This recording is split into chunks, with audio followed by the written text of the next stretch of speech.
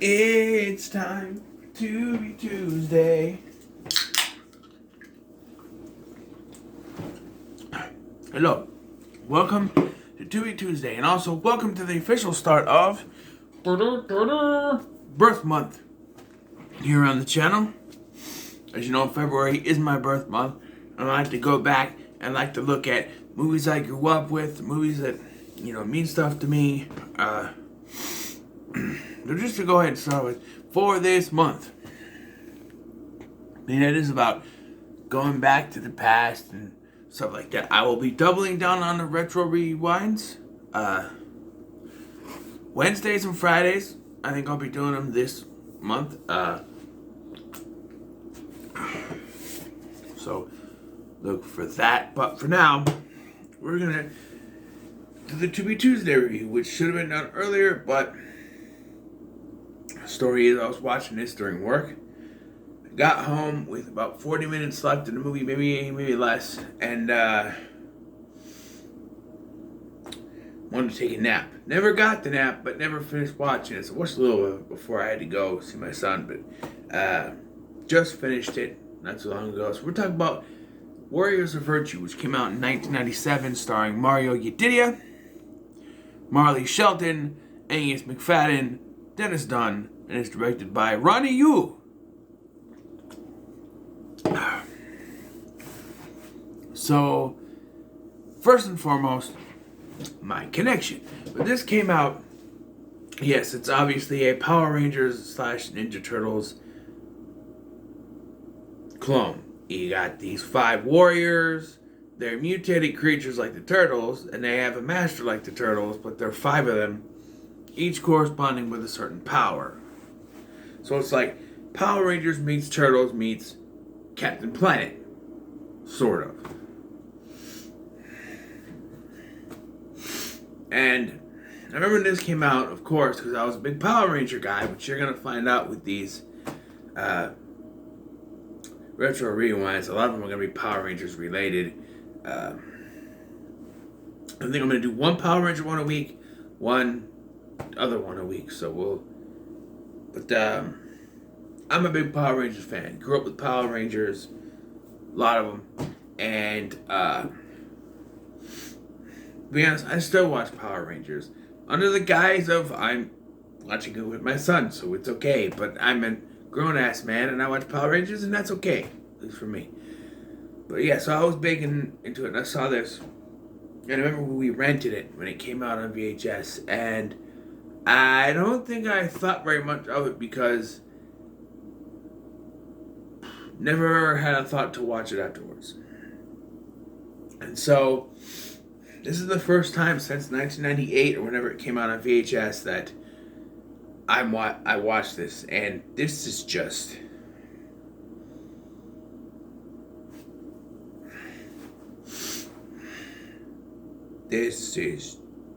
all kinds of.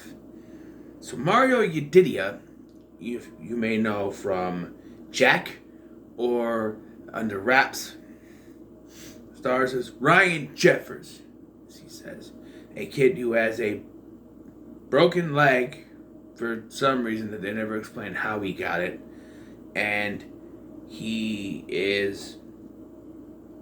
has both of his parents, though we never meet his dad. That's a really weird thing. Look at this little, like all movies like that start out with someone saying something special, like, oh, many years ago, this, something like that, Then we meet Ryan Jeffers, and he is like a water boy for the football team. Like first meet him in the bathroom reading a comic book, but then he's at the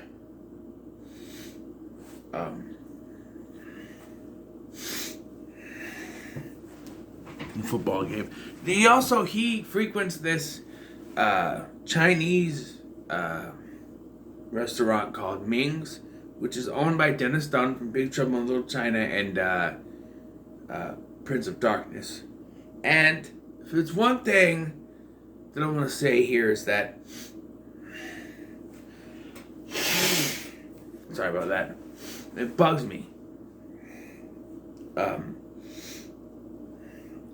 it's I'm sorry, that's gotta be weird, isn't it? Like that. I'm sorry, I'm trying to do a review. I don't want to get up. I should probably put like tissues on this thing. I should reorganize this like a desk. Put tissues here, stuff like that. But I'll reorganize. I got movies stacked on here. I need to move anyway. But anyway, he's at this Chinese restaurant with Ming, and Ming, I bet Dennis Dunn. So I feel like he's not utilized enough. Like he's here at the beginning. He's exposition guy. He gives Ryan this cocoon for some reason, and then this book of Tao. And yes, I know those of you who are sticklers are gonna say it's excuse me, it's actually pronounced Tao. Well, yes, but I've heard the criticisms. I watched and saw the critics review. The movie calls it Tao. Dennis Dunn is Chinese. Ronnie Yu is Chinese. If it was disrespectful in any way, they wouldn't say it that way. So, in my mind, if the Chinese director and a Chinese actor, and even another Chinese actor later in the film that plays Master Chung, if they don't seem to have any problems calling it Tao, then don't have a conniption about it, okay? So he gives him this book, and then that's when he calls to play, and he tells the football guy, the head football player guy, Brad. He says, "Yeah, do this, and he's like, spits on his shoes, and then does the play, and then later he and his friend Chucky, they're walking, and he's like, "Hey, Ryan called your winning play." He's like, "Oh yeah, okay. Why don't you meet us at this place tonight after dark, and we can hang out." So they get to this place, and it's basically a passage, I guess. You got to spray paint your name on this wall, and he makes a kid with a broken leg walk across the pipe. Of course, he's too nervous, too slow at it, and this pipe bursts, hits him, knocks him into the swirling pool of water, and he awakes in the world of Tao, where he is found by the little backward-speaking little person guy from Twin Peaks.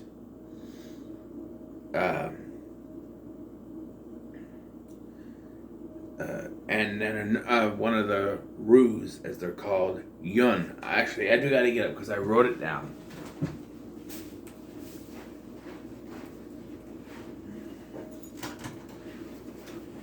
And there's like a bad guy there, and he fights him off. Yun fights him off, and then he loses his backpack, but he runs into Alicia,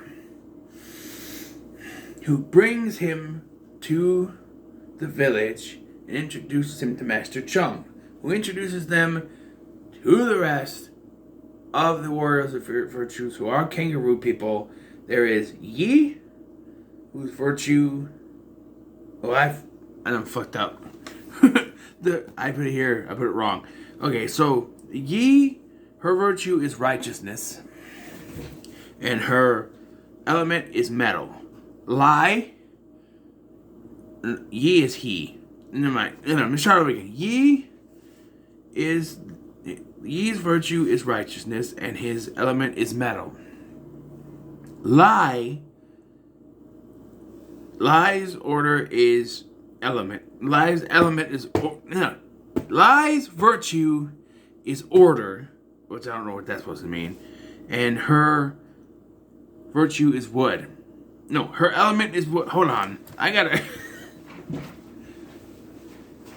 because I wrote it wrong.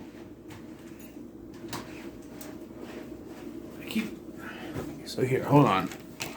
Okay. Element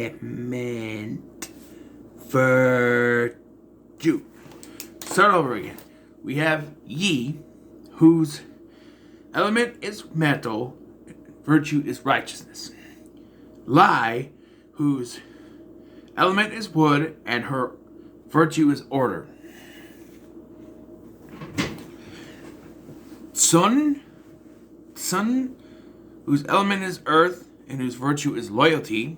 And Chi, whose element is fire, and virtue is wisdom. We find out that Yun's element is water, and his virtue is benevolence.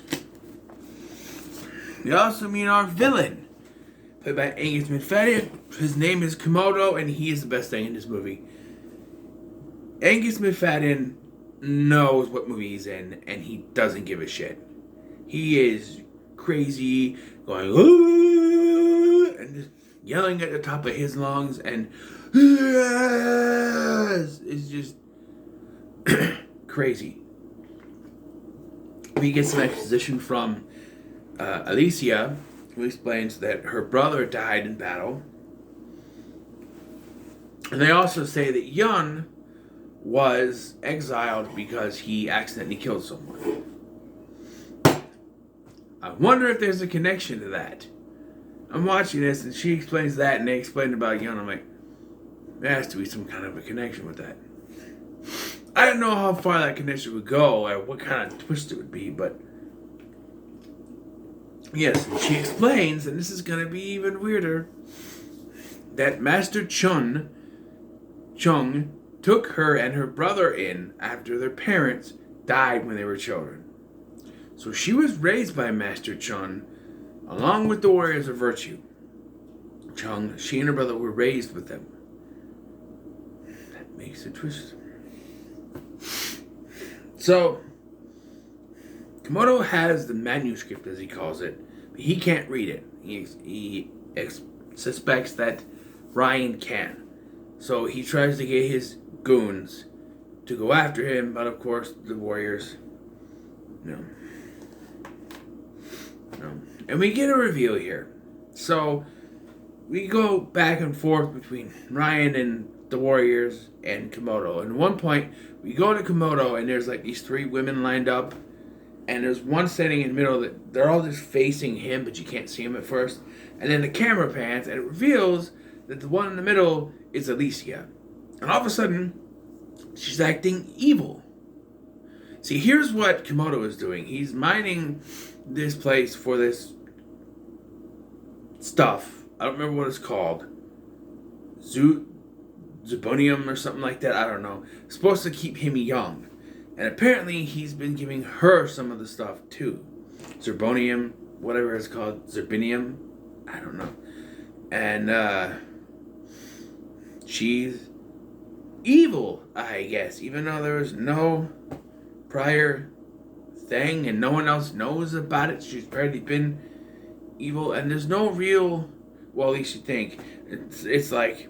First I'm watching, okay, they didn't know how to do a reveal. But then, like a couple scenes later, she betrays three of the warriors, and then she shows herself, and it's like, what? And they're like, why? Like he freaks out. He's like, why? She's like, Yun killed my brother.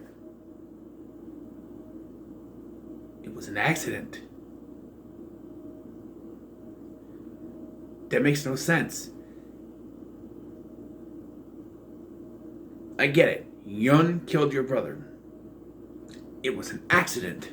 He accidentally killed... She even said he accidentally killed someone. But it was bad enough to get him banished. It was an accident. He did not mean to kill her brother. And that causes her to abandon the person who fucking raised her and go with this guy who's been keeping himself young with the zirconium stuff. It doesn't make any sense to me. And it makes even less sense what happens later. But Ryan gets captured again and taken to Komodo's place to read the book. Where at the behest of them, he says, shit happens. And they say it enough to where you think that could have gotten him a PG-13 rating. But it doesn't. Because it's PG. But he says it. Komodo says it. She says it. He says it again. Komodo says it again. It's like, okay, well, how is this not rated PG-13 just for saying shit happens so much? I don't get that at all.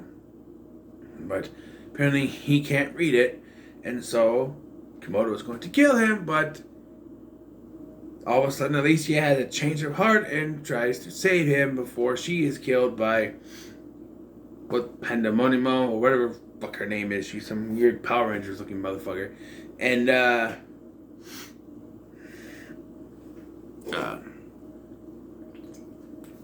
so she's dead. So what was the point of having her be evil? If you're trying to go for, she redeems herself but dies, that's too quick to be anything. So he's able to find some way to escape, but Komodo makes his way to the village and they have a fight. And Komodo fights Master Chung. Master Chung dies, and so the warriors decide to band together. But Ryan is done. He just wants to go home. He's out of here. He wants to leave.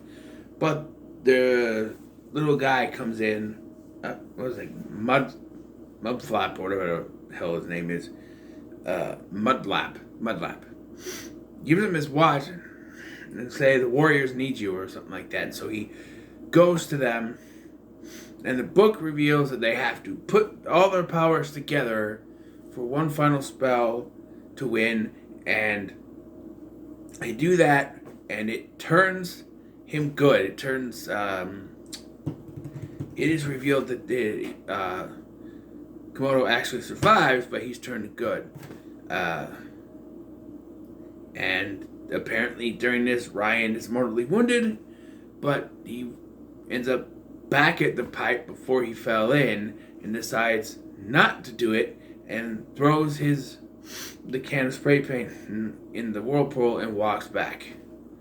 And then everyone of Brad's friends tell him, hey, we're done with you too. And he gets trapped because the pipe breaks when the water goes through, which doesn't make any sense if that water pipe comes out every night. If it sprays out every night, why would it break the pipe each time? That makes no sense. It's just a joke to trap him there, but it makes no sense. Because they say at the beginning of this, that thing will just pop out whenever. If it does that all the time, then why would it break the pipe? It makes no sense. But he's left there, and Ryan and his friend Chucky are off to new adventures. And then Ryan, we go back to the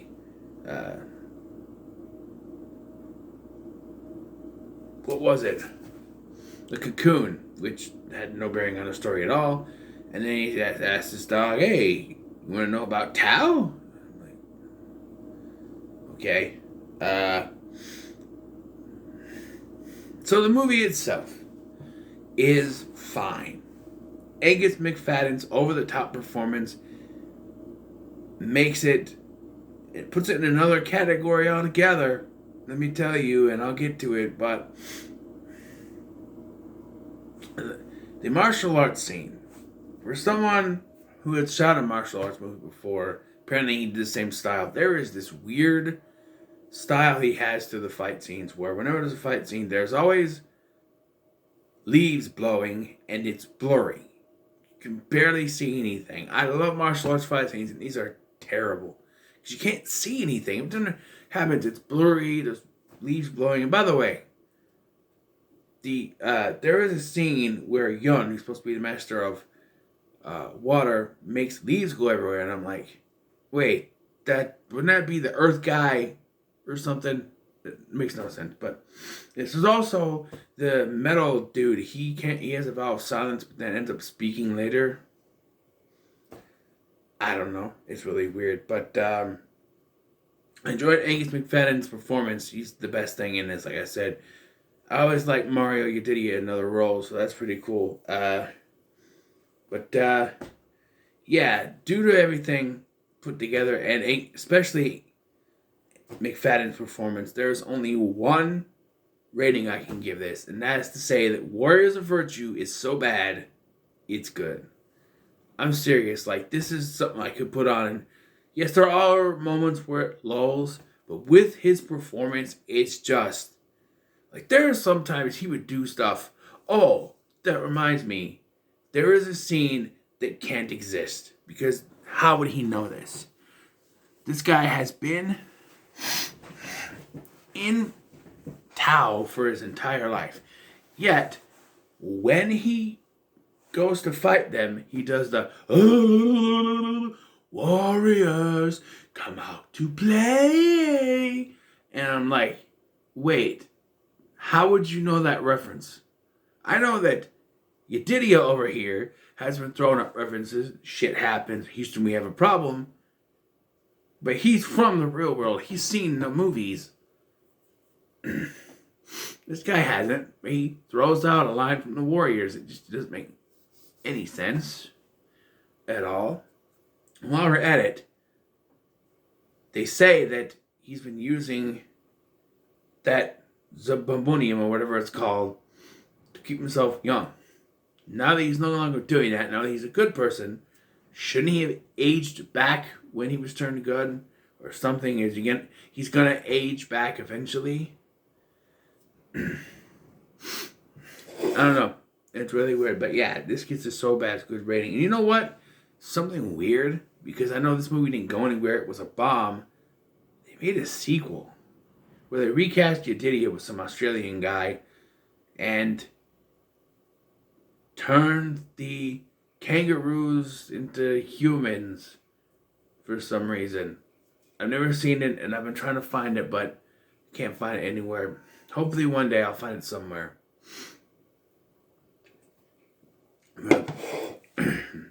I didn't even know they made a sequel till I looked it up. So I found out on Wikipedia. I'm like, they made a sequel to this? Did it bomb? I don't understand that at all, but yeah. So what are your thoughts on Warriors of Virtue? Make sure to like, share, and subscribe. Thanks for watching. I've been Scotty, and I'll see you in the next one.